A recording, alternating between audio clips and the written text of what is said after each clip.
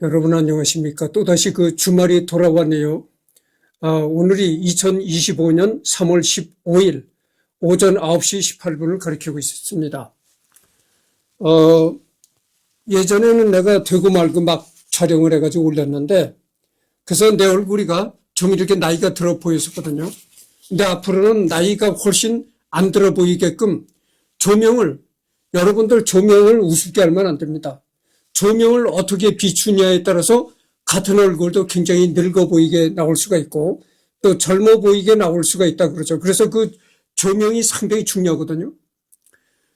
예전엔 내가 위하고 이 좌측에서만 비췄습니다. 그러다 보니까 위에서 조명을 내려 비치니까 내 이 머리가, 그래도 난 여태까지 검은 머리가 많은데 내 머리가 상당히 흰 그런 머리가 많은 것처럼 보였어요. 그래서 앞으로는 그 조명을 개선해 가지고 내 얼굴이 상당히 젊게 촬영이 되는 그런 방면을 하겠습니다. 그래서 오늘 조명을 하나를 더 추가했어요. 그래서 이 좌우 양쪽에서 내 얼굴에 조명을 비추도록 그렇게 해가지고 상당히 이승열이가 젊게 나오도록 하겠습니다.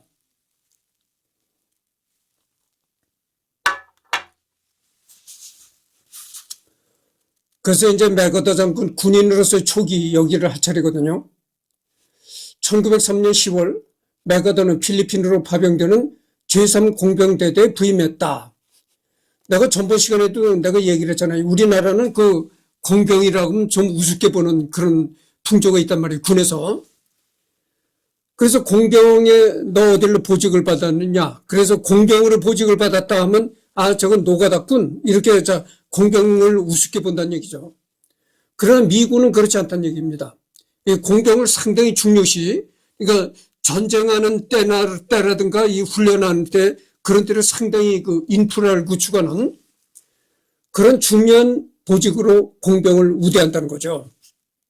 그렇습니다. 그래서 이 미군은 공병을 상당히 우대를 한다.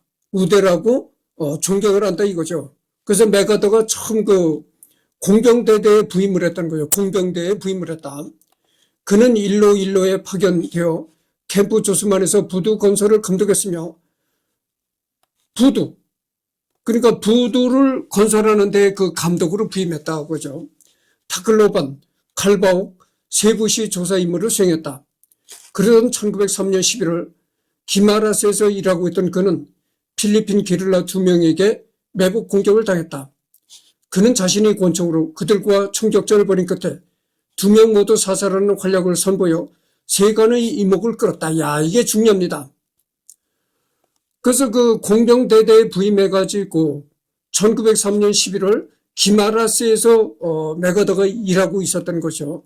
근데 그때 맥어더가 공병대대에서 부임해가지고 기마라스에서 일하고 있을 때 필리핀 게릴라 2명이 맥어더를 공격하러 나왔다는 거예요. 그 맥어더 게릴라하고 직접 맥어더가 총격전을 벌였다는 거죠. 그러니까 그때는 맥어더가 별자리도 아니고, 물론 미 육군사관학교를 나왔으니까 병사는 아니고 장교겠죠. 장교라도 그때 당시에는 초급 장교 정도뿐이 안 됐겠죠. 그래가지고 이 필리핀 게릴라하고 총격전을 벌여가지고 맥어더가 2명을 사살했다는 거예요. 그 후 그는 1904년 4월에 중위로 승진했다. 그러니까 소위 때네요. 초급 장교 시절이니까. 이 소위가 참 여러분들 이 다이아몬드 하나짜리 소위가 장교라고는 하는데 이 소위가 참 많이 죽습니다. 이 전투 때나 이런 때 제일 많이 뭐라고 하나요? 우리 속된 말로 소모품이라고 하잖아요. 이 소위가 이 다이아몬드 하나 다른 소위가 소모품입니다. 많이 죽어요. 1904년 10월, 그러니까 이 소위라는 것은 말이죠. 제일 밑바닥 장교거든. 초급 장교거든. 그러니까 모든 전투가 벌어져도 이 소위가 앞장서는 겁니다. 분대 소대를 대표해가지고 앞장서서 전투를 벌이는 거예요. 그러니까 많이 죽을 수밖에 없는 겁니다. 솔선수범 하는 거죠. 그러니까 소위가. 1904년 10월 그는 마닐라에서 조사를 벌인 임무를 수행했지만 말라리아와 도비 가려움증에 걸려 병원에 옮겨져 치료를 받아야 했다. 병원에서 퇴원한 그는 샌프란시스코로 돌아와 캘리포니아 여단에 배속되었다가 1905년 7월에 태평양 지부의 수석 기술자가 되었다. 1905년 10월 메가더는 그의 아버지의 보좌관으로서 도쿄로 가라는 명령을 받았다. 그리고 전부 시간에도 내가 얘기했잖아요. 메가더의 아버지도 군인이었다. 그러니까 이 메가더 집안은 대대로 이 군 출신 집안이었다 이런 얘기죠. 이후 그는 아버지와 함께 일본 군사 기지가 있는 나가사키, 고베시 교토를 방문한 후 그러니까 아버지 보좌관으로서 도쿄로 가라는 그런 부임을 받았으니까 아버지의 비서로 이제 가라 이런 역할을 맡았다는 거죠. 그래서 이제 도쿄로 가가지고 아들이 아버지의 비서 노릇을 했다 이겁니다. 아버지와 함께 일본 군사 기지가 있는 나가사키, 고베시 교토를 방문한 후 홍콩 자바섬, 싱가포르를 거쳐 1906년 1월 캘커타에 도착한 뒤 인도에서 마드라스, 투투쿠디, 쾌다, 카라치, 노스웨스트 프론티어 그리고 카이바르 고개를 차례로 순회했다.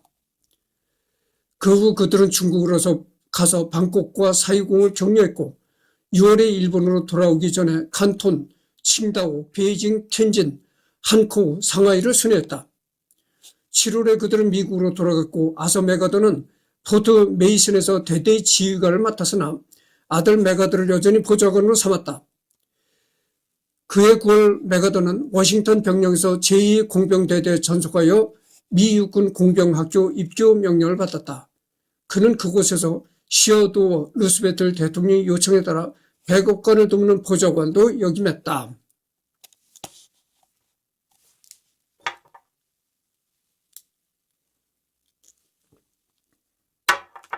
보좌관이라는 게 사회 말로 하면은 비서거든.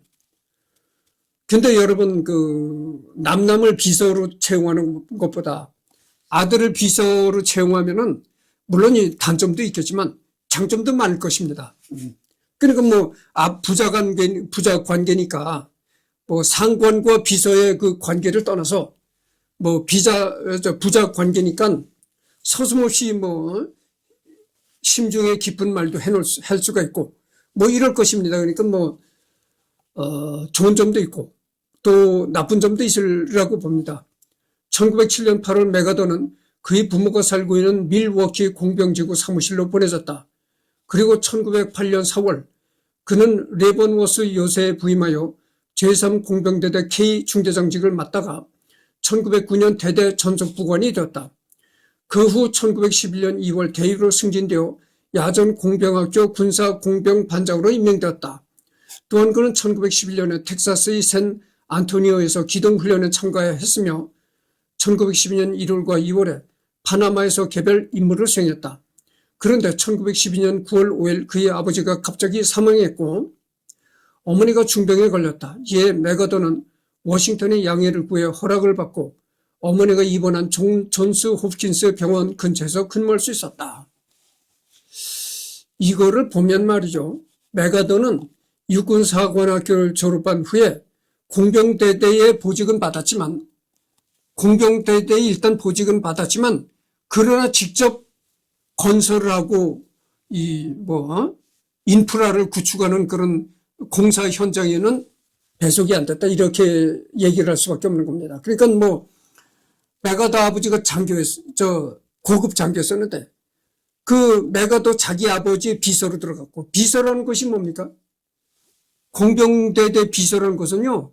일을 하지 않은 공병입니다. 그러니까 인프라 구축 노동 일을 하지 않고 그냥 고위 장교 밑에서 비서 역할을 하는 거니까 고위 장교 사무실에서 그냥 심부름이나 하고 이런 겁니다.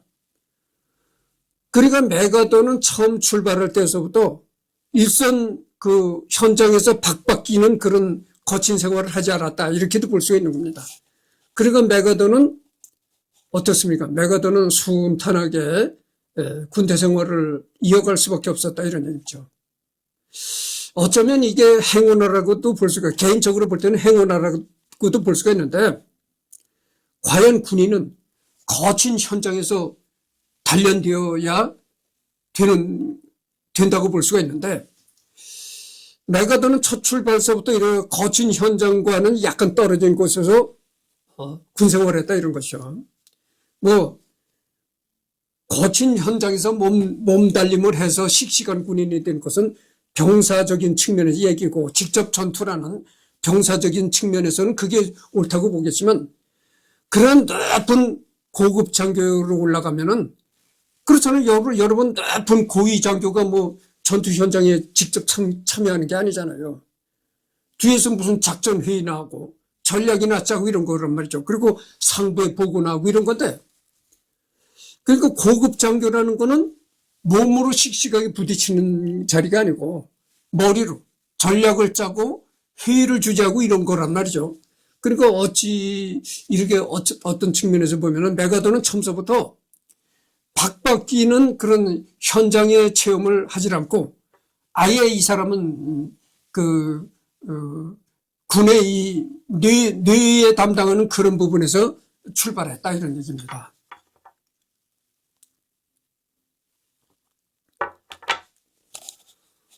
어, 1914년 4월 21일 우드로 윌슨 대통령은 베라크루스로 미국을 파병하기로 결정했다. 이에 따라 5월 1일에 현장에 파견된 메가더는 베라크루스로 진군하는 군대에 대한 물류 지원을 수행하기 위해서는 철도의 사용이 필요하다는 걸 파악했다. 그는 베라크루스에서 열차를 많이 발견했지만 기관차는 찾지 못했다. 그러던 중 베라크루스의 알바라도에 많은 기관차가 있다는 보고를 받았다. 이에 그는 $150 상당의 금화를 주고 3명의 무장 해제된 멕시코인으로부터 기관차를 구입했다. 그런데 베라크루스로 돌아가던 중 그의 팀은 5명의 게릴라들에게 습격당했다. 일단 이들을 격퇴하긴 했지만 얼마 안 가 15명의 기병대 무리 습격이 이어졌다. 메가더는 옷에 3개의 총알 구멍이 생길 정도로 공격당했지만 무사했고 4명을 사살해 적을 달아나게 했다. 그러니까 이 게릴라한테 많이 공격을 받았던 것이죠. 그러니까 어찌됐든 간에 게릴라한테 공격을 받았음에도 옷에 탄환 구멍이 생겼지만 목숨은 부지했다. 그러니까 참 운이 좋았죠. 그러니까 원수가 될 그런 운을 가졌으니까 아마 총알도 피해갔으리라고 봅니다. 여러분들 그 트럼프가 하늘이 내린 운을 가진 사람이잖아요.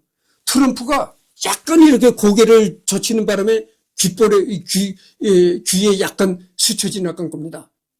움직이지 않고 그대로 이렇게 연설했더라면은 뇌를 직접 관통한 거예요. 머리를 관통한 겁니다. 그러니까 이 트럼프가, 지금 미국의 트럼프가 참 천운을 타고난 사내이다 이렇게 볼 수가 있는 거죠. 내가 더 걸었다는 겁니다. 그렇게 그 게릴라들한테 기습 공격을 받았다 이런 얘기죠. 얼마 후 메가더 일행은 기병들 3명의 공격을 받았다. 메가더는 그의 셔츠에 또 다른 총알 구멍을 얻었지만 첼로 핸드카를 사용해 2명을 사살하고 1명을 도망치게 만들었다. 그러니까 이걸 보면은 말이죠. 이 군복에 구멍이 날 정도로 총격을 받았으니까 정말 아슬아슬한 거죠. 까딱 잘못했던 메가더 몸을 총알이 관통하는 건데, 군복에 총알이 나면서까지, 총알 자국이 나면서까지 총알을 직접 맞지 않았으니까 정말 천운이 타고난 사나이죠. 그러나 이걸 보면 말이죠. 첼로 핸드카를 사용해서 2명을 사살하고 1명을 도망치게 만들었다. 그러니까 이게 뭘로 알 수가 있냐면은 메가더가 이 사격 솜씨가 굉장히 좋았다고 볼 수가 있는 거예요. 그러니까 이 게릴라가 나타나서 총격전을 벌이다가 메가더가 쐈다 하면, 예를 들어서 3명의 게릴라가 공격을 가해왔다 하면 즉각 메가더가 총을 꺼내서 응사를 하는 겁니다. 응사를 하면은 3명이 다 죽거나, 그렇지 않으면 3명 중 2명이 총탈 맞고 1명은 도망쳤다 이런 얘기죠. 그러니까 메가더의 이 사격술이 굉장히 1등 사수였다 이렇게 볼 수가 있는 거예요. 메가더가 이 총을 쏘는 그 능력이 1등 사수였다고 볼 수가 있는 거죠.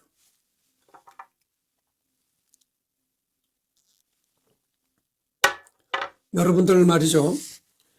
같은 총이라도 지금 M16이나 K1 소총 이런 거는 그래도 비교적 잘 맞는다고요.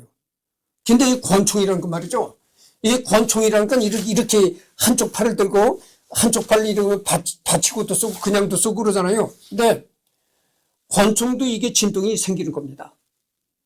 이렇게 M16이나 그런 총처럼 진동이 심하진 않지만 그래도 권총은 그런 일반 총에 비해서는 진동이 좀 덜하다고는 하지만 그래도 진동이 상당한 겁니다. 왜냐면은 진동이 상당할 수밖에 없는 게 일반 M16이나 이 K1 소총 같은 거는 어깨에다 견착을 하잖아요. 어깨에다 이 총깨 머리를 붙인다는 얘기죠. 그러니까 이 어깨가 우리 몸이 이 총 반동을 흡수하는 겁니다. 그렇지만 이 권총은 그대로 한 팔로 들고 쏘는 거니까 이 반동을 흡수할 수 있는 게 없는 거예요. 그러니까 이게 굉장히 흔들림이 간다는 거예요. 그래서 그냥 일반 이 어깨에다 견착하는 소총보다 이 권총이 상당히 맞추기가 어렵다는 거예요. 반동이 가기 때문에. 그런데도 이 권총으로 이렇게 응사라고 한 것을 보면은 맥어더가 상당히 특등 사수였다고 볼 수가 있는 겁니다.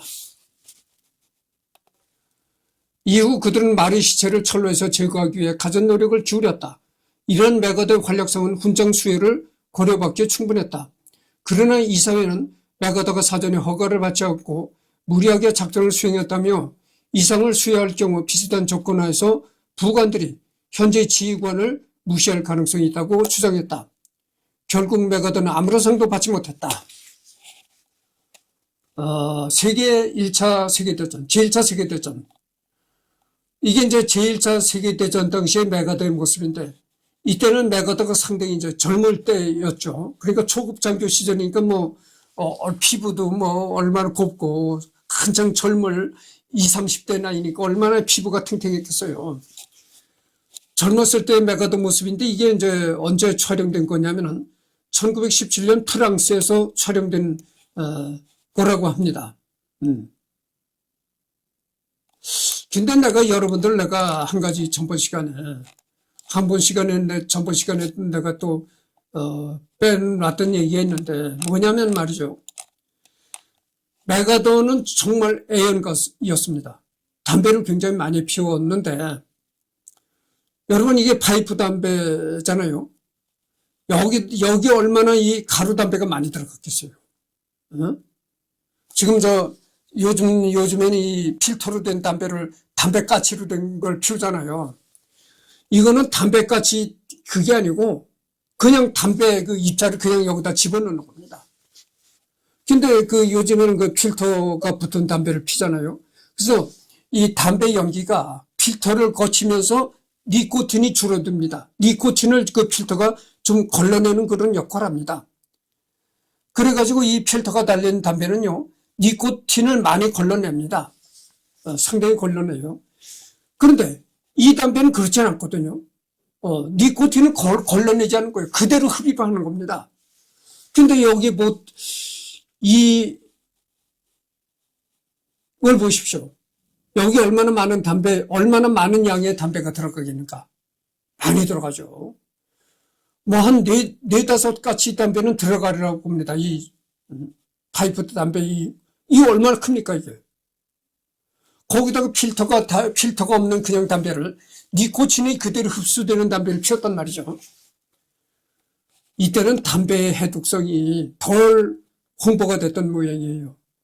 지금 같은 시절에는 의사들이 이런 걸 보면 난리 납니다. 저 사람이 정말 저렇게 담배를 피우던 제명이 못 죽는다. 첫째는 혈관병.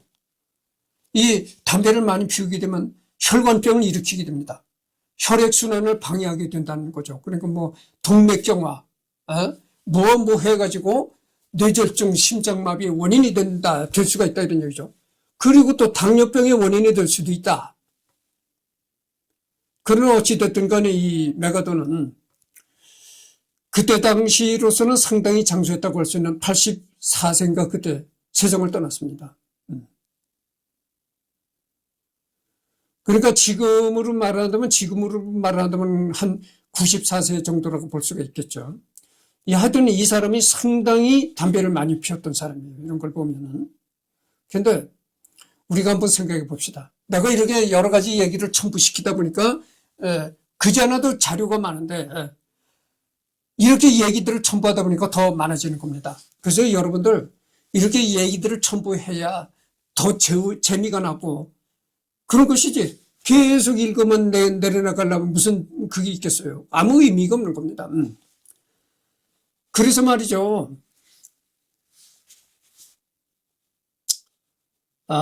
이 담배가 폐암의 원인이다 뭐 이렇게도 얘기를 하잖아요. 근데 왜 이렇게 히틀러가 아니라 맥아더가 왜 이렇게 담배를 많이 피웠을까? 이런 걸 한번 생각해 봅시다. 여러분들 어깨에다 별 5을 달게 되면 어떻게 될까요? 원수라고 하잖아요. 유엔군 총사령관인데 유엔군 수많은 나라들의 군대를 다 우두머리를 지휘하는 총사령관이니 그 임무가 얼마나 막강하겠어요. 그러니까 유교가 일어났을 때 인민군이 다 공격을 해가지고 부산만 남겨놓고 다 뺏겼다. 이 사람은 물론 원수니까 직접 전투 현장에는 참가하지 않습니다. 그러니까 이 사람은 한국에 와서 근무하는 것도 아니고 일본 유엔 연합사에서 그 편안한 사무실에서 보고나 받고 이러는 겁니다. 그렇지만 그래도 내가 어깨에 별 5을 다른 사람인데 아무런 대책도 세우지 않고 있다면은 무의도시 가는 거잖아요. 밥 먹고 안 하니 아무것도 안 해서 해야 되겠어요. 그래도 별 5이라는 그 체면 유지는 해야 될 것도 아니겠어요. 그러니까 거기서 오는 정신적인 압박감이 대단했으라고는 봅니다. 한국이 부산만 남겨놓고 다 뺏겼는데 공산화가 됐는데 그걸 이렇게 보고만 받고 가만히 있으면은 별 5이라는 게 이게 뭡니까? 계급장을 띄워버려야지. 무슨 소용이 있겠어요? 원수라면은 그런 대한민국이 위급해졌을 때 뭔가 아주 확실하게 보여주는 걸 펼쳐야 된다 이런 얘기죠. 그래야 별 5의 가치가 있는데 그래서 정신적으로 굉장히 압박감을 받았으라고 생각해요. 그래서 이 사람이 모든 참모들이 다 맥아더가 모든 참모들이 다 반대했다고 하잖아요. 맥아더가 도박을 펼치고 있다. 성공하기 어려운 도박을 하고 있다고 인천 상륙작전을 모두 다 반대했는데 혼자 고집을 피우고 나갔던 것입니다. 맥아더가.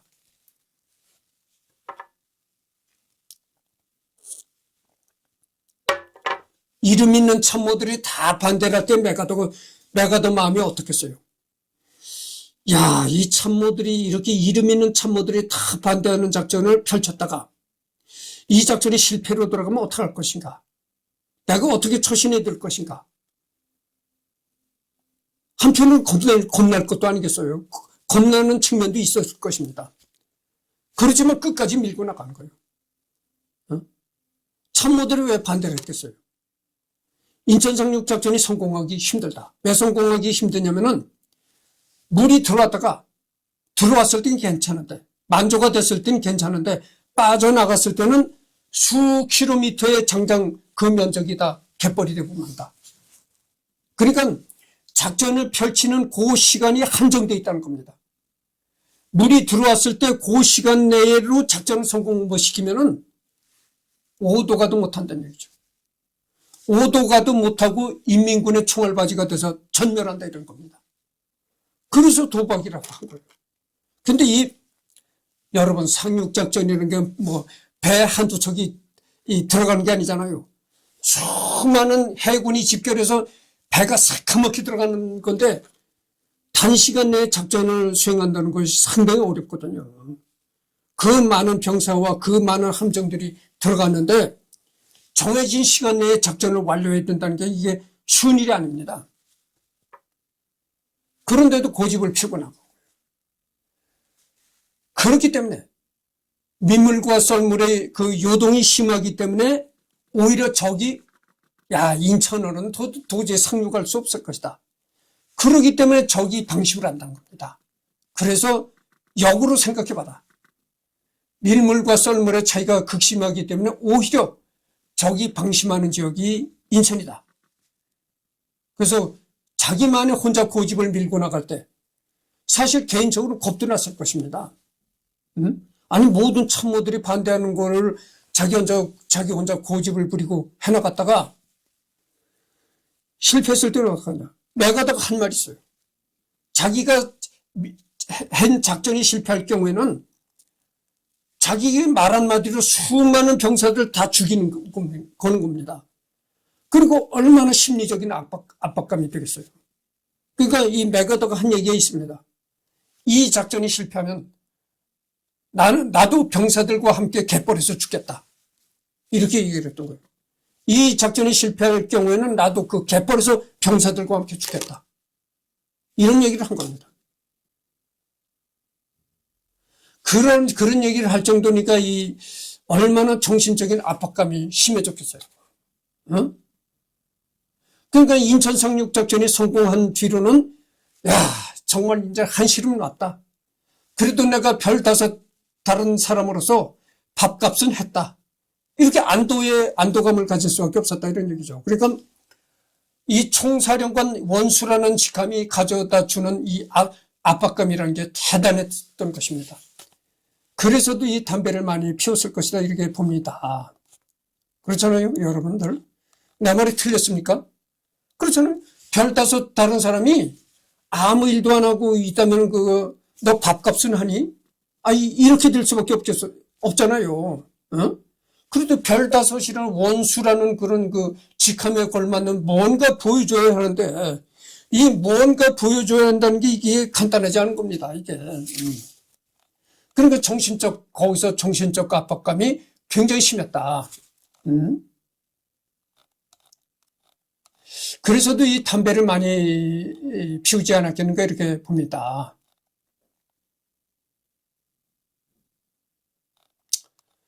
그래서 방금 전에 여기를 했었잖아요. 1차 세계대전은 메가더가 총망받는 군인으로 두각을 보이며 성장하는 계기가 되었다. 유럽에서 1차 세계대전이 발발하고 나서도 미국은 3년 이상 직접 전쟁에 참전하지 않았으며 중립을 지켰다. 메가더는 1915년 12월 11일에 소령으로 승진해 전쟁부로 부임했다. 이 기간 동안 메가더는 워싱턴의 총참모부에서 근무하며 정규군 확대나 방위계획 수립에 참여했다. 1915년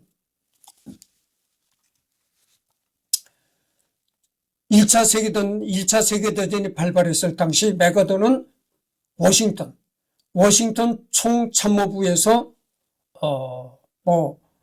군에 대한 어떤 전략이나 방위계획 이런 걸 수립하는 임무를 했었다는 거죠. 그러니까 내가 아까도 얘기했지만 메가더는 현장에서 박박기는 그런 생활에서 승진을 한 것이 아니고 이렇게 한 발 뒤떨어진 후방에서 사령부에서 이렇게 군에 대한 이런 업무만 취급하는 주로 그런 일을 했었다 이런 얘기죠.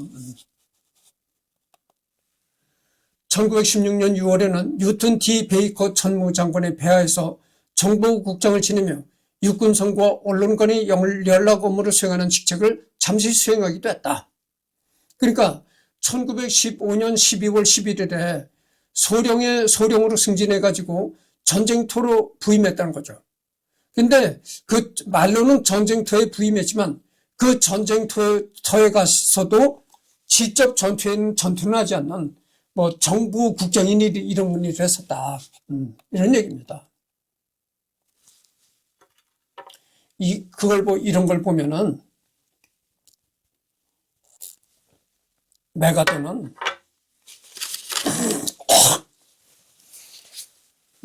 직접 현장에서 박박기는 그런 경험으로 군출세를 한 것이 아니고 애당초 메가더는 전쟁터는 한 발 떨어진 사령부라든가 그렇지 않으면 고위 장교의 비서를 만난 그런 일을 해가지고 그러니까 두뇌를 발휘하는 그런 일을 집중해서 훗날 원수 계급에 오르는 그런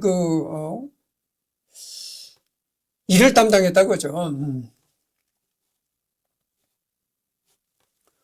그러던 1917년 벌써 30분이 경과했네요.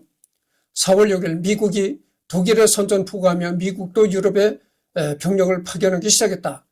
미국의 많은 군인들이 전공을 세울 수 있는 유럽 파견을 희망했고 메가더 역시 유럽 전선에 나가기를 원했다. 참전 결정 이후 윌슨 대통령은 웨스턴 프론트의 방위군을 투입하기로 결정했다. 이때 메가더는 특정주에 대한 편의 논란이 불거질 것을 우려해서 여러 주 단위로 구성된 군대를 파견할 것을 제안했지만 받아들여지지 않았다. 이후 베이커 전무장관은 제42사단이 된 이 방위군의 창설을 승인하고 방위군 책임자 윌리엄 에이만을 지휘관으로 임명했다. 또한 메가더는 이 사단의 수석 참모가 되었다. 제42사단은 1917년 7월과 8월에 뉴욕의 밀스 캠프에서 훈련을 받고 1917년 10월 18일 뉴저지주 호보켄에서 프랑스 선박을 타고 대서양을 건너 12월에 프랑스로 도착했다. 그해 12월 19일 찰스 T. 매너호 소장이 사단장으로 임명되었는데 그는 곧 메가더를 마음에 들어하며 그에게 지휘권을 일정 부분 위임했다. 제42사단은 1918년 2월 르네빌 지역에 진입했다. 2월 26일 메가더 대령이 이끄는 42사단은 프랑스군과 함께 진군하여 다수의 독일군 포로들을 확보했다. 그리고 3월 9일 메가더는 42사단이 이끌고 제168 보병사단과 함께 사일렌트 듀 페이스의 독일군 참모에 세 차례 공격을 감행했다. 이때 그는 사단 참모였음에도 불구하고 후방 진지에서 책상에 편히 앉아 서류나 끄적이는 걸 혐오하고 전투 현장으로 가서 부하들을 지휘하기 일쑤였다. 그러니까 이 제1차 세계대전 때도 직접 전투 현장에 직접 가는 것이 아니고 보세요. 사단 참모였다니까 어떻게 됐어요? 이때 이제 메가더의 계급이 대령이었다는 겁니다. 벌써 대령으로 승진한 거죠. 이때 메가더가 계급이 대령이었었는데 보직이 뭐였었냐면은 사단장이 비서였다는 거죠. 그러니까 사단장 사무실에서 비서 역할을 하는 거예요. 심부름하고 문서 작성 이런 거 하는 거였다는 거죠. 그러니까 내가 누누이 얘기를 하잖아요. 메가더는 현장에서 전투 현장에서 박박기는 그런 거 생활을 덜 했다. 내가 그런 얘기를 했잖아요.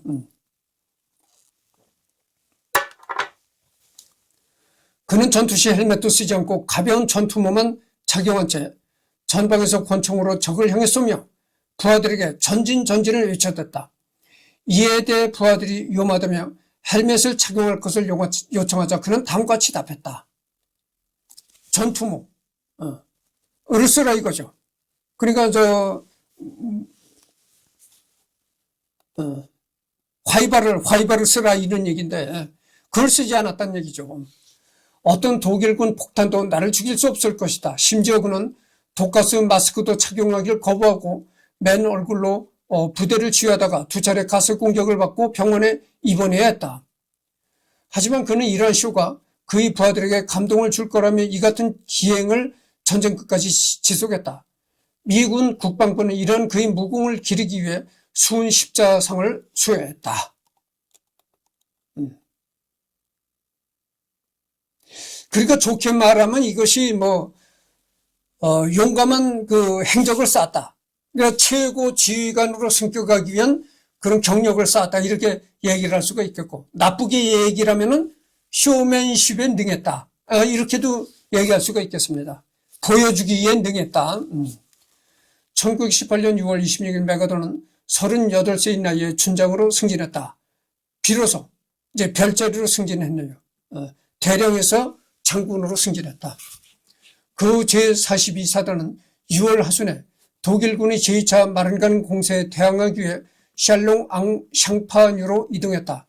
프랑스 제4군의 지휘관 앙리 구르는 최전선을 가능한 얇게 유지하고 두 번째 방어선에서 독일군의 공격을 저지한 후 반격을 감행하기로 했다. 그의 전략은 성공을 거두었고 메가더는 성공적인 반격 작전을 수행한 공적을 인정받아 두 번째로 은성 훈장을 수여받았다. 그러니까 이 메가더의 전략이 이때가 1차 대전 때인데 첫 번째 방어선은 얇게 유지하라는 겁니다.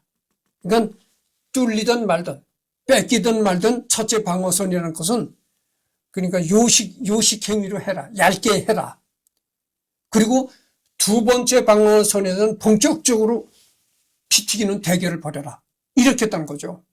그러니까 첫 번째 방어선이라는 건 이를 각오를 하고 얇게 경계하는 방향으로만 해라. 이렇게 맥어더가 구상을 했다는 거죠. 그게 왜일까? 이렇게도 생각해 볼 수가 있는 겁니다. 왜냐하면은 첫 번째 방어선부터 피 튀기는 대결을 할 필요가 없다. 그러니까 첫 번째 방어선은 얇게 유지를 하면서 저놈들이 어떤 방향으로 쳐들어오는가 이거를 파악해라 이런 얘기가 되겠습니다. 그러니까 첫 번째 방어선은 뺏길 각오를 하고 아주 거기서 용감하게 피 튀길 생각을 하지 말라. 왜냐하면 저놈들이 어떤 방식으로 공격해 오는가를 파악을 해야 된다. 그러니까 그런 파악하는 차원에서 첫 번째 방어선은 얇게 유지를 하고 형식적으로만 유지를 해라. 두 번째 방어선에서 피 튀기는 대결을 벌여달라. 이랬다는 거죠. 아마도 그런 것 같아요. 저놈들이 어떻게 공격해 오는가 이거를 파악하기 위해서 그랬던 것 같습니다. 그래서 어떻게 공격을 해오는가 이걸 파악을 해야 거기에 대한 적합한 작전을 세울 수 있다 이런 얘기죠. 이후 제42사단은 그래서 이런 얘기가 있습니다. 공격이 마냥 좋은 것이 아닙니다. 왜냐하면 말이죠. 먼저 공격하면은 전략이 노출이 되는 거예요. 적에게 전략이 노출이 되는 겁니다. 그러니까 만일에 예를 들어서 남한과 북한이 전쟁이 벌어졌다. 북한이 먼저 대한민국을 공격했다고 하잖아요. 그러면 저놈들이 어떻게 공격을 하나? 전술이 다 노출이 되는 겁니다. 그렇기 때문에 먼저 공격한다면 공격하는 쪽이 이점도 있겠지만 전술이 노출이 되는 겁니다. 전략과 전술이 노출이 되어버리는 거예요. 아, 저렇게 공격하는 놈한테는 어떻게 받아쳐야 되겠다. 이거를 알 수가 있다는 거죠. 이거를 구상할 수 있다는 얘기죠. 이후 제42사단은 연합군의 100일 공세에 참가해 독일군을 효과적으로 밀어붙였고 맥어더는 7월 29일에 세 번째로 운성 훈장을 수여받았다. 벌써 세 번째네요. 세 번째로 훈장을 받았다 이런 얘기고 이틀 후 맥어더는 로버트 A. 브라운 장군을 대신해서 제84 보병 여단위 준장으로 임명되었다. 벌써 별들로 또 올라가네요. 그러다가 저기 철수했다는 소식을 듣자 그는 8월 2일에 상황을 살펴보기 위해 현장으로 향했다. 훗날 그는 회고록에서 당시 상황을 다음과 같이 수료했다. 그날 아침 3시 30분 나는 세르지 우측면에서 임무를 시작했다. 여러분 아침 새벽 3시 30분이니까 어떻게 됐어요? 해도 뜨기 전입니다. 그러니까 새벽 3시니까 캄캄하죠. 나는 각 전초기지 연락부대 병사들과 함께 무인지들을 지나가던 그 순간을 결코 잊지 못할 것이다. 시체들이 우리 주위에서 너무도 많이 쌓여 있었다. 그러게 캄캄한 새벽에 병사들과 함께 별들 자리가 병사들과 함께 무인지대, 사람이 없는 지대를 지나가던 그거를 잊지 못한다고 하죠. 아주 시체들이 산더미같이 쌓였더라 이런 얘기죠. 근데 제1차 세계대전 때 얘기입니다. 이거. 적어도 2,000개가 넘는 시체들이 산산조각 나 있었다. 그러니까 뭐 시체라고 온전한 시체가 아니죠. 머리가 떨어진 사람, 팔다리가 떨어진 사람, 다리가 떨어진 사람, 뭐 이게 뭐 막 널려져 있는 거죠. 이제 이 시체들이 뭐 휴지 조각, 산산조각 나듯이 그렇게 해서 막 시체 살점들이 막 나무까지도 걸려 있고 막 이랬다는 얘기죠. 나는 독일 최고의 6개 부서의 휴장을 확인했다. 악취는 실시갈 정도로 진동했다. 그러니까 어떻게 되겠어요? 사람 시체가 그냥 난도질 당해서 막 나무까지 걸려 있고 막 그러다 보니까 그게 부패해가지고 거기를 지나갈 때 뭐 이 악취가 말할 수 없었다 이런 얘기죠. 숨이 못 쉬어서 숨을 쉬지 못해서 죽을 정도로 그렇게 악취가 심했었다 이런 얘기입니다. 부상당한 사람들이 신음소리는 도처에서 울렸다. 그것뿐입니까?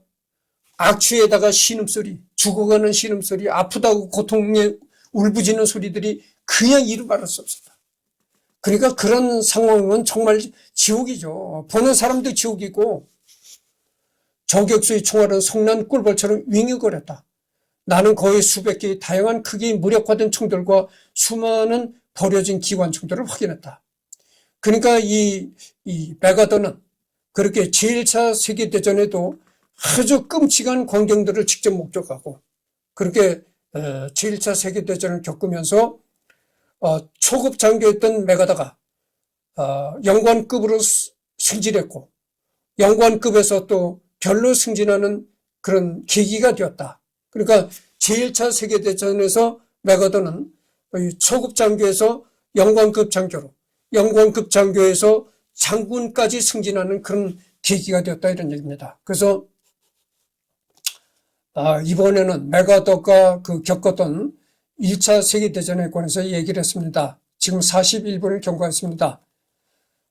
다음에는 여기서부터 또 하도록 하겠습니다.